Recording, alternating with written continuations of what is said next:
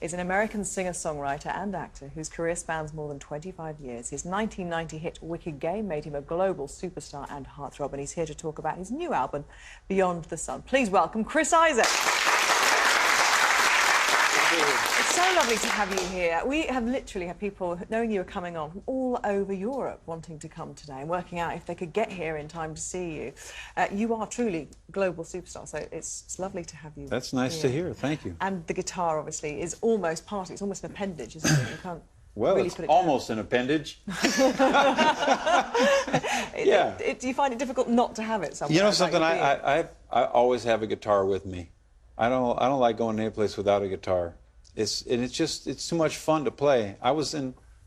We're always working. My band, we never stopped playing. I was in Hawaii. I'm walking down the beach, and I had a little like ukulele-sized guitar. And I'm walking down the beach, and I see a couple, and they're doing like wedding pictures on the beach in Hawaii. And they're taking a picture, and the girl, as I walk by, you know, sometimes you get that look, people go, who is that? I know that guy. And I'm standing there, and I go, the world was on fire, no one could... And I started singing, and she goes, it's our wedding day, and we're being serenaded already, you know? And I go, yeah, it's always fun to have a guitar with you. Oh, can you imagine if that was your wedding? It's wherever you go, you have a microphone and a chair, right? Just in case. Of course, in case there's anybody to interview. That's exactly. Right. I'm glad you understand the predicament. So you started off playing, obviously, as a kid. How old were you when you picked up your first guitar? You know, I wasn't like a kind of a prodigy or anything. But when I was about 13 or 14 or whatever, my friends were all getting footballs, and you know, and I went down and I bought a tape recorder instead. And I remember all my friends saying, what's wrong with you? Why did you buy a tape recorder? You could have got a football or basketball or something. And I said, yeah, but with this I can write songs. And they went, what a loser, you know? And they were right. I don't think they were.Here are they now, you know? Did they play college football? No, they didn't. No, exactly. I think you bought the right thing. But you weren't from like a Partridge family. It wasn't a big musical family, wasn't it? Your dad actually was quite sporty, wasn't he? My dad can sing, but he's really kind of like, for my dad to sing, he's got to get a couple of drinks before he, you know what I mean? He's shy, but he's got a great voice. Okay, but he never used it professionally, right? He didn't use it professionally, but he has a really good voice. And my mom has got all the guts and not the voice. Right, okay. You know what I mean? She's willing, at the drop of a hat, she'll jump up on the table and dance for you, you know? Oh, I'm with her, you see. Yeah, all the kind of... Here's the table, go ahead. Come on, Gabby, let's make a couple of bucks here. We're going to need to pay all the PRS for all the songs you're singing today. Listen, we want you to play later on, obviously, and keep playing throughout the morning, because this is such a treat for all of us here. I'm ready. But I want to know about this new album, because it's a little bit different, but it's the stuff that you really love. It's a genre that you're really passionate about, isn't it? I love the music on this record. This is the stuff I love to sing. When I was young, my dad had a record collection of Johnny Cash, Elvis, Carl Perkins, Roy Orbison, Jerry Lee Lewis, and I'd listen to those records just, I mean, every morning when we get up and go to school, that's what we heard playing.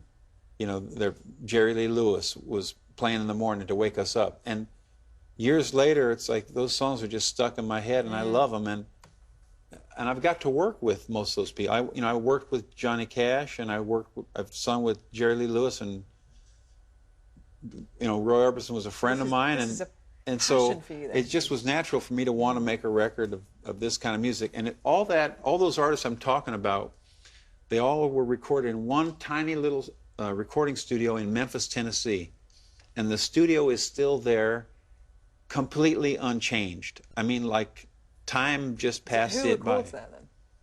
Me. I went there. You keep it alive. This is Sun Studios. Sun Studio. Yeah, and I went there and I recorded there, and they were really, you know, they weren't corporate about it. Like, you know, some places are like, oh, we're a really famous place, you can't take a picture here or this or that or whatever. And they said, here's the keys to the studio, do whatever you want, and here's the keys to the diner next door if you get hungry.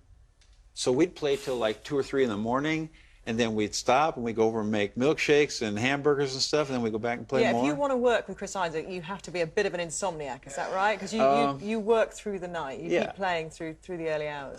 I think most musicians, I don't know, you know, when I started off in music, I thought this is going to be a great job. I'm going to sleep till noon every day. What time do you get up? Let me guess. I've got kids. I 4 wake up o'clock? at, You're up at, you're up at 4 o'clock to be here, right? No, I'm up about 6:15. Yeah. I didn't even know until recently that there's 2 6 o'clocks in a day. So. Can we go back to 1990 and relive that amazing, iconic video, Wicked Game? Let's have a little look. Okay, I'll be singing. Oh, you want... It was interesting for me to see that video because I never see that video. They always play the one with Helena Christensen on the beach. Because I'm insanely jealous of her. I said we're not having her on the show. Well, no, I'm joking. That just takes me so back to a wonderful time in life. I'm sure everybody kind of has their own memories about what they were doing, but it was so different, and it just propelled you, didn't it, into this stratosphere of fame. I didn't really change.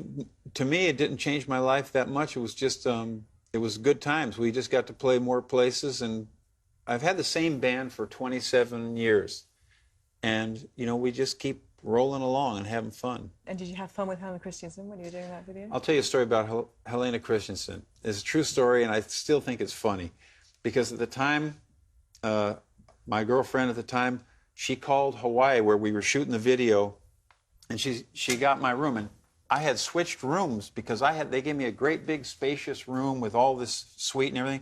And they gave Helena, it was her first video, they gave her a tiny little room at the, the $2 Inn or whatever. I said, put me in the cheap room and put her in the big suite. Because she's gonna have makeup and hair and stuff. I'm a guy, I'll get up and go, that's it. So I switched rooms, but about 3 in the morning, my girlfriend calls. Yeah, and my girlfriend calls and says, hey, I'm trying to reach Chris. Helena goes in her accent, Chris is not here, and that was it. I mean, that girl still doesn't believe that story.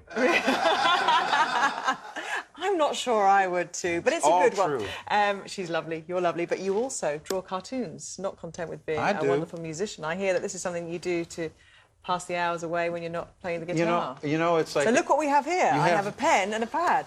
I'm trying to think of something that I can draw fast that won't get me in trouble on TV, because... Is this you? Are you drawing you? Yeah. It's a self-portrait. Wow. Let's see. When did all this start? When did the drawing begin? Was it... it really started when I was a kid, because I was... It kept me out of trouble. Look at that. It's supposed to look like that. Isn't that fantastic? The other thing, well... Can you put, dear Gabby, you're my favourite, love Chris. I will. I got to tell you a story about cartoons. I draw lots of cartoons. Well, I draw a lot of pictures of guitars, a lot of pictures of rock bands, and I also draw a lot of pictures of naked women. Because, that my brother says, you draw what you want. So I draw these pictures, and they're cartoons, right? And I've drawn these cartoons, and then I had them all at my manager's house. I said, will you take these and make a copy of these? Well, she had 12-year-old boy, her little nephews came over, and I walk in one day, and they're in this stack of my books, and they're just, these 12-year-old boys are looking at the books, the cartoons, and they go, you drew these? And I go, yeah. And they go, dude. All the music is fine, but the naked cartoons. I realized that my audience is a 12-year-old boy. They're like, okay, great. So you can span every generation between the cartoons and the music. You haven't got any tattoos, though, have you? Or have you? No, I don't have any tattoos. A weird thing. My dad passed away this last week, and he had Sorry. Thank you. He had a tattoo, and I took a picture of him when he was laying there in the hospital, and I always he had a tattoo of a 4-leaf clover on his arm. And I've been thinking, I thought, part of me just goes, I never wanted a tattoo, but all of a sudden I looked at that tattoo, and I thought, maybe I should get that. It'll make me I want to be closer to him. And I said, Dad, what's the story on that tattoo? I'd asked him before, and he goes, yeah, I got this tattoo in prison. And I said, well, I could see, it's faded now after years, and it says little initials on it. And I said, well, what are those initials? He goes, that's Joey Lalone.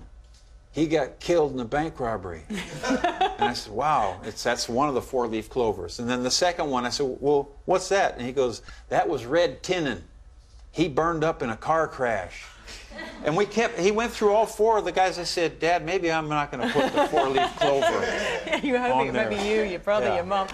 Chris, thank you so much for chatting to us today, and you're going to play later on. Yes, I'm ready. Brilliant having you here. I feel like I've only just scratched the surface on what Scratch must be away.